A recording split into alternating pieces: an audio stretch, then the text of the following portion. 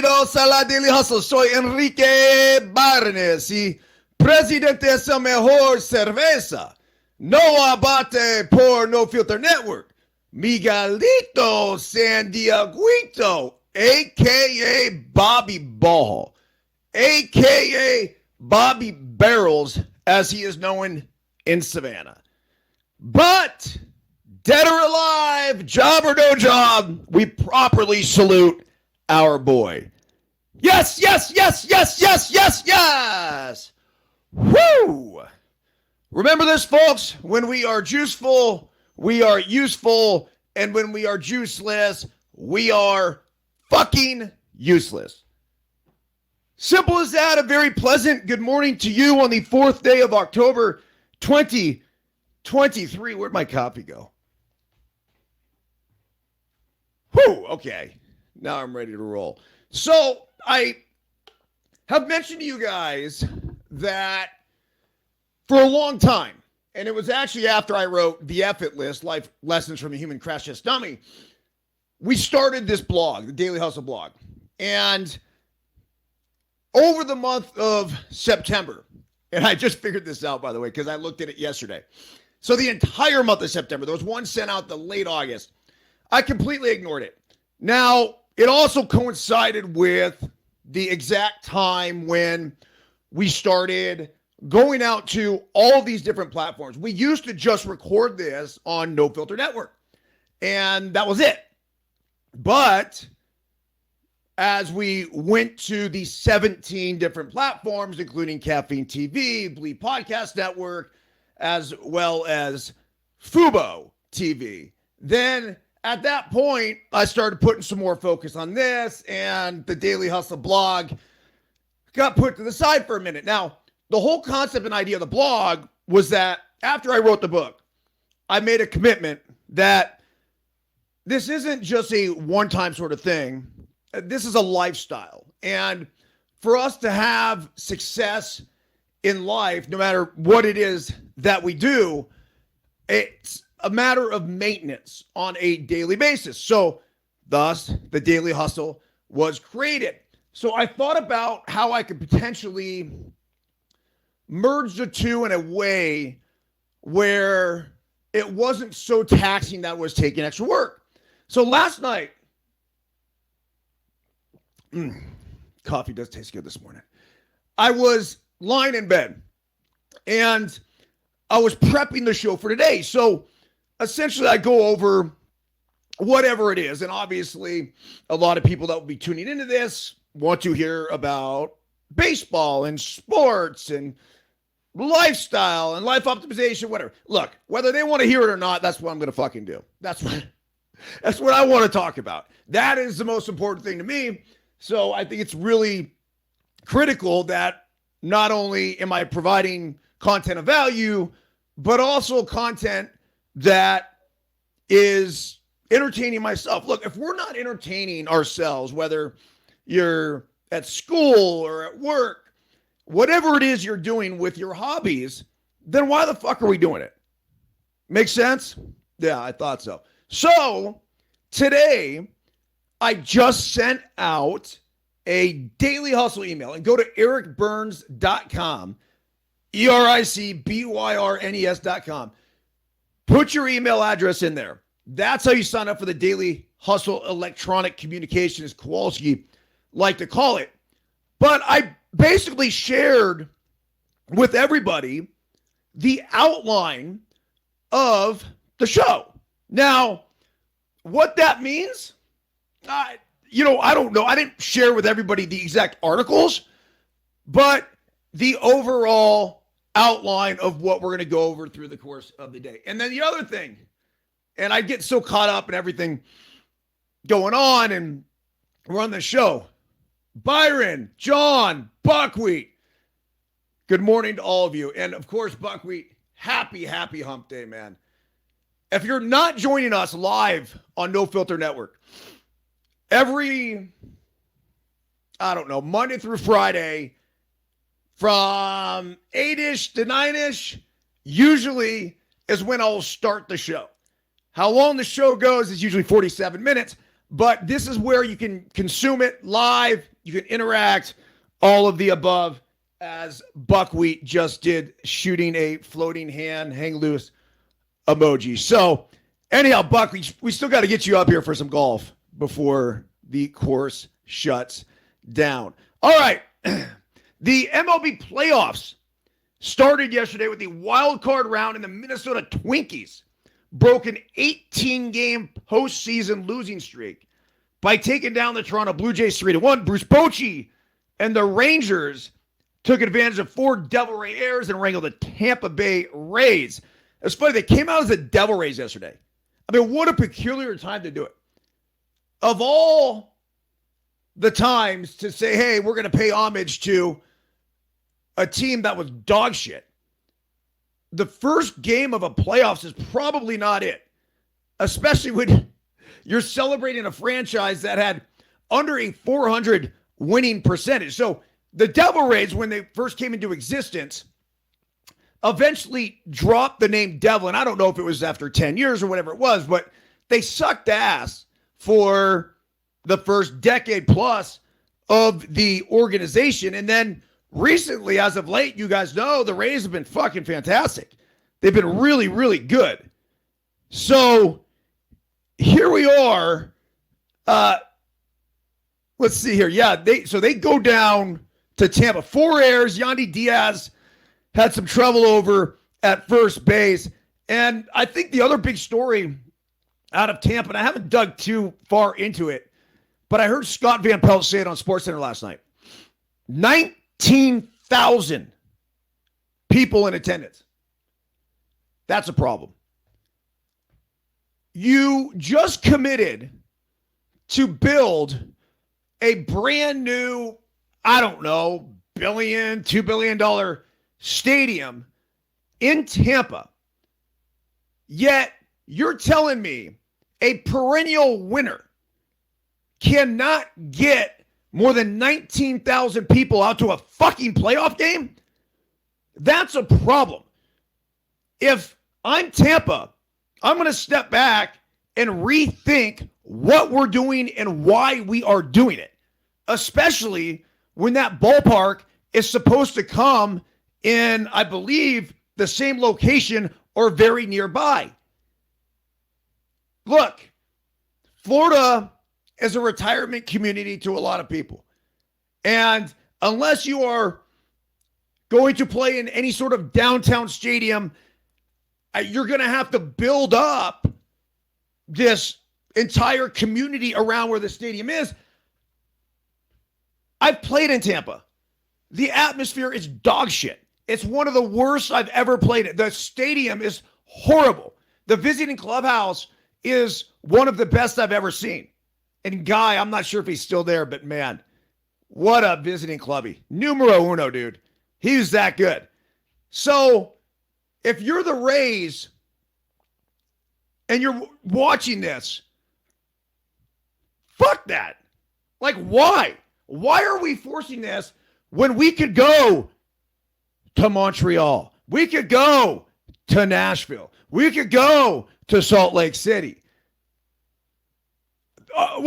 Look, you have all of these expansion cities that came out of the woodworks when they started hearing about the A's, and plus Rob Manfred talked about expanding with 2 more MLB teams.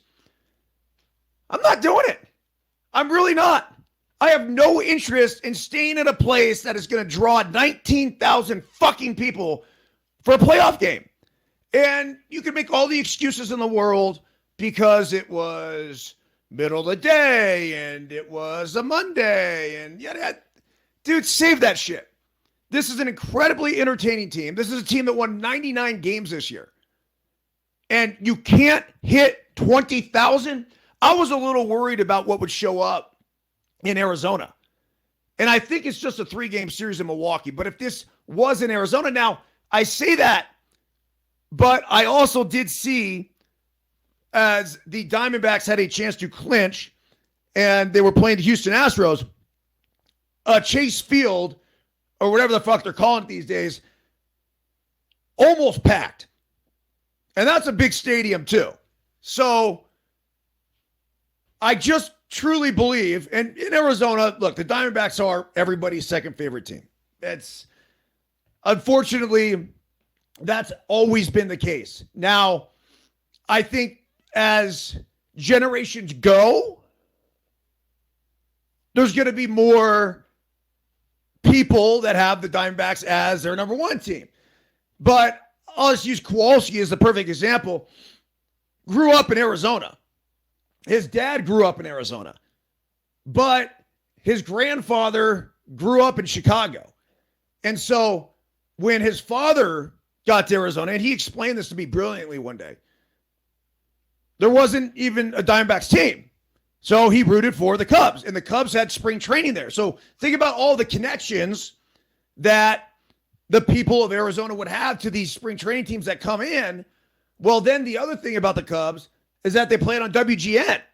So they were able to watch the Cubs growing up. So then a lot of times the father passes on the love for the team to the children.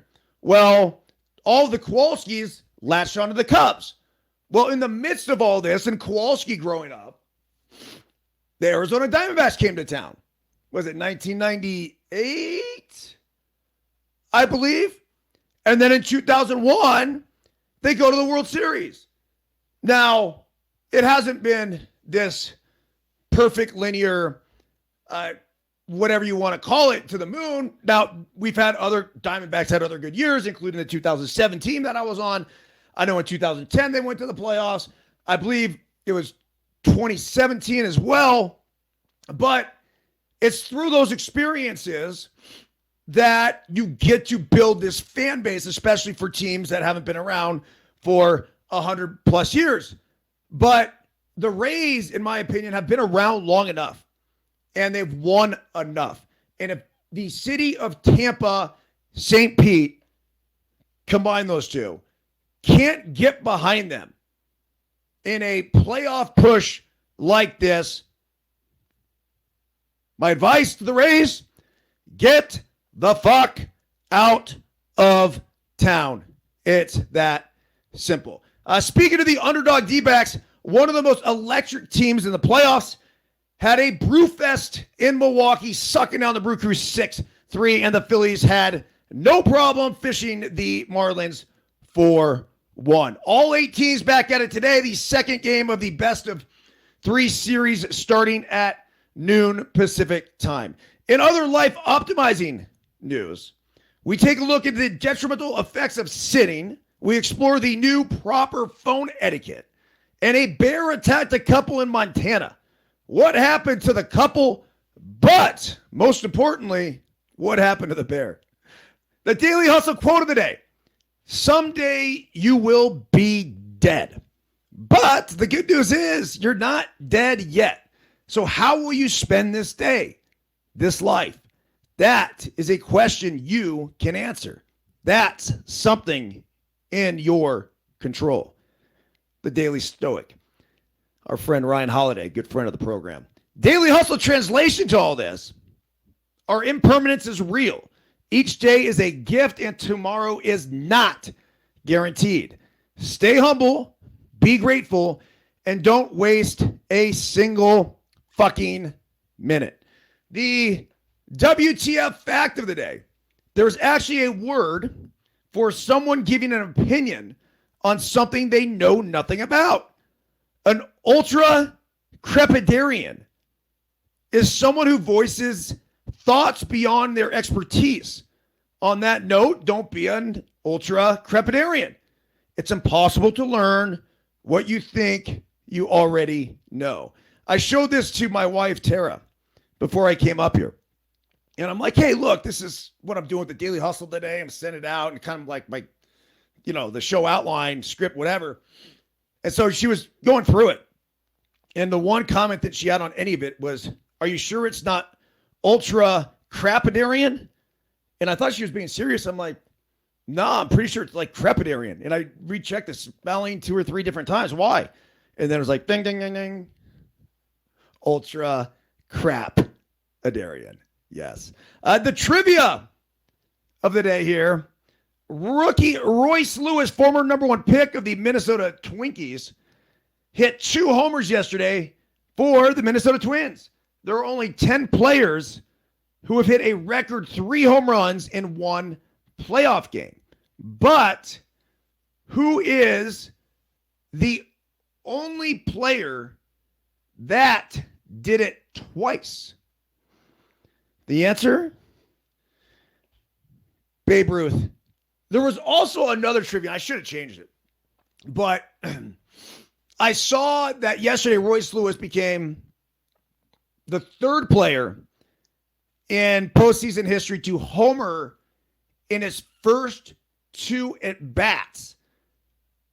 One of the other players played a significant role in yesterday's playoffs, as a matter of fact.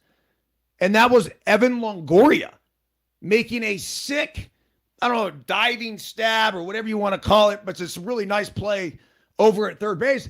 And it was funny because I didn't even know Evan Longoria still played baseball. No clue.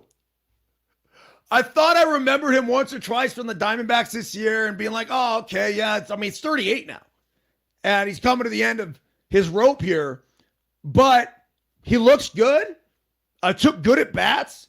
I think he could get it going a little bit early. He has his little load. It looked a little late. Hit a nice line drive to right field. But this is a guy with massive postseason experience. Torey Lovullo went to him yesterday, which was huge. So then I wrote a little script in here. It says to join the Daily Hustle Live interactive life optimization podcast. Click link below or check out later in the day on Apple, Spotify, or wherever else you may consume this podcasting glory. So if you are listening on Apple, you are listening on Spotify, I would appreciate a review. If you're feeling generous and want to float out the 5 stars, we very much appreciate it. All right, let's get going here with the don't sit. Now, we've heard this for a number of years. You've heard that like literally it says sitting is the new obesity. All sorts of really bad shit about it. There was an article the other day that further explained it. It's saying sitting all day increases dementia risk, even if you exercise. So exercise does not eliminate you from this risk. And news that we shouldn't take sitting down, a study published in JAMA, I don't know what that is, but it finds that people who stay seated for long hours at work and home are at much higher risk of developing dementia. The negative effects of extended sitting can be so strong, researchers found, that even people who exercise on a regular basis face higher risk if they sit for much of the day. The study, which involved 49,841 men and women aged 60 or older, supports the idea that more time spent sedentary behaviors increases one's risk of dementia. So, look, I mean, obviously I'm standing here, right? Well, you guys don't know this. There you go, standing. The reason why I stand is because, well, yes, the ADHD is real, but it allows me to stay focused. And it puts me in this spot where the blood's flowing. And that's probably why you see the movement too. And I apologize because I do understand that it could be distracting. But there's no question in my mind. I've tried to explain this to my kids. Like, get up, move, go. And it's so funny because when I used to do radio interviews, even when I played, I would put the earphones in, whatever, even holding the phone back in the day. Who holds a phone anymore? Now, I do have a phone interview coming up, by the way, with Jim Rome at about 9:30 here this morning. So check that out if you get a chance. As soon as I get off this, I'll be going straight there. But I never noticed it, but I would stand up. I did notice, but I'd stand up, I walk around. Well, there's literally something to it. Listen to your body. Your body's going to tell you what works and what doesn't work. And for me, in order for my brain to function properly, and this ties into dementia or Alzheimer's or whatever, Like we want to constantly be sending that blood flow to the brain and keeping us as fresh as possible so long as we're still here. We're all going to die. We're just not dead yet. We want to make sure we're able to live a good life. This goes back to the daily Stoic quote of the day. All right, so it says, how much do people sit so far or so? For the new study, scientists at the University of Southern California and other universities sought objective measures of sitting and found it in the UK Biobank, a large repository of data about the lives, health, and deaths of hundreds of thousands of British men and women. Many of the Biobank participants wore a sophisticated activity tracker for a week after joining the study to minutely record their movements and stillness throughout the day. Minutely record. Or could I say minutely? Yeah, whatever, who cares? The scientists pulled records for almost 50,000 of these men and women aged 60 or older who did not have dementia when they joined the study. With the help of artificial intelligence algorithms that could interpret the tracker readouts, the scientists identified every minute during the day when people were moving or sedentary, meaning they were sitting or lying down but not sleeping. 10 hours of sitting, that's the number, folks, raises brain risk. They checked people's medical status for the next 7 years or so, looking for hospital or death records detailing a dementia diagnosis of any kind. Finally, they cross-checked sitting habits and brain health, and they found strong correlations. That's it.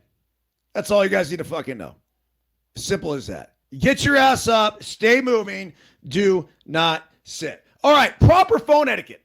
I've had this article in the hopper, like ready to talk about for probably a week or so. And finally just getting to it now. The new phone call etiquette: text first and never leave a voicemail. I never leave a voicemail. I don't. Never. As soon as, so I'll call. I don't always text first. I'll call. If I don't get an answer, I immediately will write a text, typically outlining what it is that I wanted to talk about. Maybe just give me a call if it's too long or whatever else. But I'm also typically calling when I feel like it would be more efficient and effective with my time to be able to translate whatever message or information I had for that person. I also think that calling, I don't know, a couple, 3, 4, 5 times a day, we need that. The sitting in front of our phones like that shit gets old, man. We're meant to have conversations, social interaction, all of it. So it says here, not surprisingly, how we make calls has changed drastically alongside advances in technology. Now people have conversations in public on their smartwatches. See voice mails transcribed in real time and dial internationally midday without stressing about the cost. The phone norms also change quickly, causing some people to feel left behind or confused. The unwritten rules of chatting on the phone differ widely between generations, leading to misunderstandings and frustration on all sides. We spoke to an etiquette expert and people of all ages about their own phone pet peeves to come up with the following guidance to help everyone navigate phone calls in 2023. So it says, don't leave a voicemail. Voicemails are an artifact of the days before text messages. If you have information that needs to be communicated in an accurate, timely manner, you're far better putting it into writing. I agree with that. Text before calling. Calling someone without warning can feel stressful to the recipient. Instead, text them ahead of time to ask if they're free to talk now. I disagree with it. Just fucking call. If they're free to talk, they'll pick it up. If they're not, they won't. On that note, then if they don't answer, leave a text. It says you don't need to answer the phone. Good, because I don't. The responsibility is only on the person dialing. Just because someone is calling you out of the blue does not mean you have to pick it up. This is where my mom's generation, I think, could probably learn something. But then, man, you know what? Maybe we could learn something from them. I don't know. Phone rings on her end. They're picking it up. She picks it up. Hello? Judy Byrnes here. Oh, I love you, Mom. Emotions are for voice. Facts are for text. Many things don't need to be a phone call at all. When you're trying to decide on the best method of communication, consider what it is you want to say. As soon as it gets tricky, this is my advice to everybody. As soon as it gets tricky, explaining in text, just fucking stop. It's over. Call the person. Unless it's an emergency, please hold. If someone doesn't answer your call, don't hang up and immediately call them again, well, obviously. If they have not responded to your text about the call they missed, do not send them an email about it. If it's an emergency, clearly state that right away in the text. I've told my mom this too. I'm like, Mom, call me. If I see there's a few people in my life when my phone rings, just get an answer. My kids, my wife, my mother. And if you're outside of that group, I'm sorry. It's just not happening. It says use video voicemails judiciously. Voicemails are dead. Long live the video voicemail. Apple recently introduced a new feature in its iOS 17 update that lets you leave a video message when someone doesn't answer your FaceTime call. So if I want to, I'm much more apt to pick up a FaceTime call than I am a video call, or excuse me, a regular phone call. And I think I know the reason why. There's just more fucking curiosity there, right? Kowalski, FaceTime, oh man. Ugh, where is he? He's calling for a reason. What's he going to show me? I know that's the case. He's FaceTiming for a reason. And it's not just for me to see his face. So I 100% am more likely to pick up a FaceTime than I am a regular phone call. It says, don't use speakerphone in public. Totally agree with this. While many people, myself including, love eavesdropping on strangers' gossip, it's generally considered bad form to use speakerphone in public. I just think it depends where you are. A lot of times, I don't hold the phone in my ear. I'm done with that. So I'll use speakerphone in public, but I'll walk off into a corner so no one else is hearing it. So you don't want to have, even if you're the guy with the earbuds and you're like, oh yeah, Susie, this or that, just shut the fuck up. I don't need to hear this conversation. So yes, don't use speakerphone, but going beyond that, like don't have these blatant one-sided conversations in a public space, especially when there's not a lot of noise. If we're in a huge public setting, there's noise everywhere, and some guy's having a conversation here, no big deal. But if you're, I don't know, sitting in a coffee shop and like, oh yeah, Bob, sure, man, that pickleball game yesterday was fantastic. Yeah, I mean, did she has drop shots, and I thought I had him on the backhand right there, but yeah, it didn't happen. So got that 4-5 game coming up down over here at the rec center. I don't know. I'll talk to Mary and Susie and see if they can show up for it, but definitely time to step my game up. I don't know. Whatever. You guys get the point. Don't be that dude. Start screening calls again. Apple also added a new call screening feature in iOS 17 that will transcribe a voicemail in real time, meaning that you can decide while they're talking to answer the phone. Ooh. Remember that back in the day? Nobody fucking gets that. Not unless you were born before 1976, where someone's leaving a voicemail. And it's like, Burnsy, Kavanaugh, what's up, man? Hey, we're going down, me and my brother John and Bob. We need a fourth for the tackle football game we're about to play. Boom, Joe, what's up, man? Where you guys playing? When you playing? All right, cool, see you there. And I might have been playing video games or something before that. Tecmo Bowl, who knows? But that was the idea. So now this is coming back. Ooh, interesting one. Don't stop talking on the phone. Yep, phone calls aren't dead. While hopping on the phone may be less common or involve more planning than it used to, it's still a wonderful way to communicate. Talking to a person in real time can strengthen relationships, improve mental health, and lessen loneliness. I could not agree with that more. Okay, here, let me check because I do have this Rome thing coming up. So 9:38 call time. So I'll take this to like 9:36. We got about 12 more minutes. We could go from there. I have an actual number to call in for Romy this morning. All right, taking a look at the games yesterday, just recapping them for everybody. MLB wildcard day one takeaways. Let's start with the Philadelphia Phillies and the Miami Marlins. On paper, the Marlins-Phillies was the biggest matchup of the 4 wildcard series, and that's how game 1 played out, with Zach Wheeler taking a shutout into the 7th, and the Phillies knocking around Jesus Luzardo. 5 of their 8 hits off him in his 4 innings of work were at 104 miles per hour or higher. Look, Jesus Luzardo is not a fucking ace. He's a good pitcher. I like Luzardo. I liked him with the A's. Like, that's fine. But is he an ace? Is he a number 1?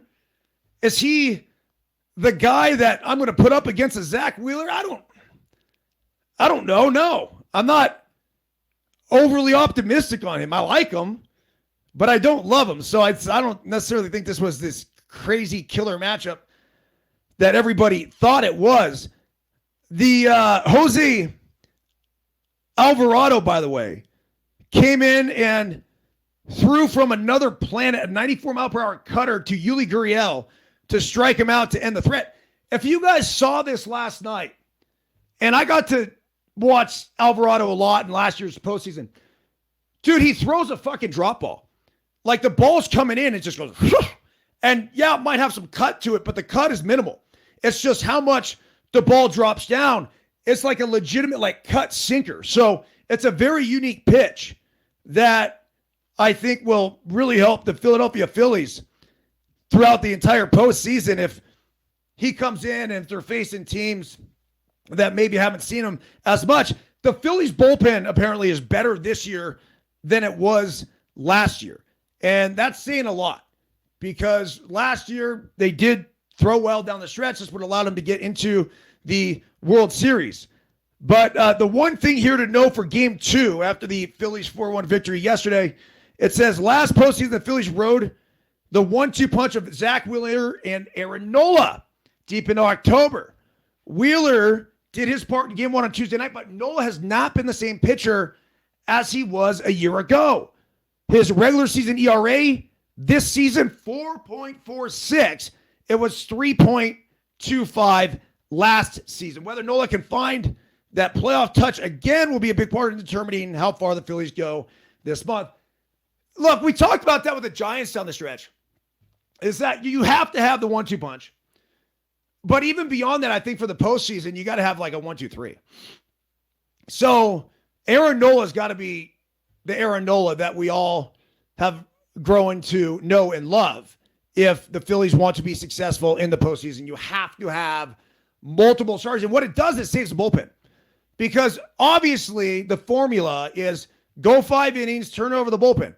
But if you're going 3 innings and having to turn over the bullpen, then before you know it, the bullpen is completely fucking taxed and you are done. Arizona Diamondbacks, by the way, 6-3 winners over the Milwaukee Brewers. If you don't think the Diamondbacks are for real, wake the fuck up. Corbin Carroll is one of the best players in Major League Baseball. There's no doubt in my mind he's a top 10 player in all of baseball right now. Ketel Marte, after getting eaten up with cutters on the inside part of the plate in his first at-bat, came back and ambushed Corbin Burnes in his second at-bat. Carroll and Ketel Marte go back-to-back in their second ABs. Corbin Carroll was on 4 times. The dude is a stud. The Diamondbacks yesterday through a guy that I almost felt like they were conceding the game, and they weren't willing to blow their bullpen either because they stuck with him. Well, Fat is his name. P-F-A-A-D-T. I don't know if I'm saying it right or not. That's a cool spelling, though. I think it's kind of a cool name, too. So the Diamondbacks were playing with the house's money yesterday because now they have Zach Gallen and Merrill Kelly lined up for the next 2 days. They're going to win this series. I'd be shocked now at this point if the Brewers win the series. And the Diamondbacks came into this thing as underdogs. The game the Brewers had to get was yesterday. Now, look, Craig Counsell, good buddy of mine. I don't have this really crazy strong rooting interest just because Counsell wins, I'm stoked for him. The Diamondbacks, though, as far as a team is concerned, this is a fun fucking team. This is a team that is fun to root for. So the one thing here that you got to know for game 2, it says taking the opener on the road was always nice, but the D-backs case winning game 1 sets them up especially well for the rest of the series. Now Arizona hands the ball to Gallen in game 2 with Kelly waiting if needed in game 3 against a Brewers team that is without an injured Brandon Woodruff. Now, Woodruff and Byrnes were the 1-2 punch. Woodruff, unfortunately, got hurt, and he was throwing the ball really, really well. So, on to the Minnesota Twins. The Twinkies break an 18-game postseason losing streak. It's hard to fathom that it's even fucking possible. 18 games. This goes all the way back to 2004. The last series they won, I figured out, was in 2002. And I think that was against us in the ALDS. If I'm not mistaken. That's right, because we played the Red Sox in 03. Yeah, it was us. That was the last time they have won a series. So they're looking to finish off the Toronto Blue Jays today. Royce Lewis, the former #1 draft pick, was fantastic yesterday. He had 2 homers in his first 2 at-bats. I mentioned that at the top of the show. The kid's a fucking stud. Junipero Serra High School out of Southern California. You got the Minnesota Twins. Joe's calling me right now. I'm not exactly sure why. Does he not tune in to the Daily Hustle here? Giuseppe Pepe Manueli, I'm live on the Daily Hustle, man. How can I help you? You're live on the Daily Hustle. Nice. Call me later, bro. Yeah, your watch. I thought you did the show already. No, your watch is talking into the microphone, though. So say good morning to the Daily Hustle. Okay. Good morning, DHers. Hope you're having a wonderful day. All right, but I got Jim Rome in like 5 minutes, so I'll call you after that. All right. Beautiful weather in Half Bay today, by the way. Nice. One more thing, Joe. See ya! All right, so Minnesota, this is what you got to know for game 2. They're going to face Jose Berrios, who spent his first 6 years of his career with Minnesota before being dealt to the Blue Jays at the 2021 trade deadline. Berrios faces a tough task in his return to Target Field with all-star Sonny Gray set to take the mound for the Twins. The Rangers 4-0 winners over Tampa. The Rays made 4 errors. They looked like shit. Evan Carter was a big story there. 2 for 2, 2 doubles. This kid's a fucking stud. He's unbelievable. I did a whole No Filter Network thing on Evan Carter. I don't know. It was down the stretch. The guy's really good. He had over 1,000 OPS in the 23 regular season games that he played. Had a feeling he was going to make an impact in the postseason, and sure enough, he did. People question whether or not Kevin Cash left in Tyler Glasnow too long, but what does it matter? You scored 0 runs. It doesn't. Trust me. Zach Eflin is going to be on the mound for the Tampa Bay Rays. 11-4 at home, 3.3 ERA, 10.4 strikeouts per 9 innings. I don't know. I just feel like the Rays should have to forfeit the game if they can't get 20,000 in the Trop. And I'm very serious about that. All right, a few other things to go over. Oh, the one, I cannot miss this. I apologize. A bear attacks a couple in Montana. This is Wilderness Wednesday here at No Filter Network. The bear attacks a 73-year-old woman walking in Montana as her husband then used bear spray to rescue her. The victim was on National Forest land with her husband and their dog when the bear emerged from the thick brush and attacked her on Sunday afternoon. After the man deployed the bear spray, the animal retreated from their location along the banks of Trail Creek and a few miles west of North Fork Road. And the couple returned to their car where they were able to call emergency services. Montana FWP said the woman was transported by Alert Air Ambulance to Logan Health Medical Center in Kalispell, Montana. Quote, this is a tragic incident in Parks Canada wishes to express. Oh, no, this was another one. It said Sunday's incident comes on the heels of a deadly grizzly bear attack in Canada's Banff National Park. Now, it says here a couple and their dog were killed in the Deer Red River Valley last week, shortly before the bear was euthanized for displaying aggressive behavior. So that happened last week. It was shortly before. The couple was killed before. Yikes. It's really just a reason why we're seeing more attacks. They're saying more people are going outside. Okay. Yeah. I mean, there's more people in the water. That's why they say there's more shark attacks. Is it, though? Is that really the reason?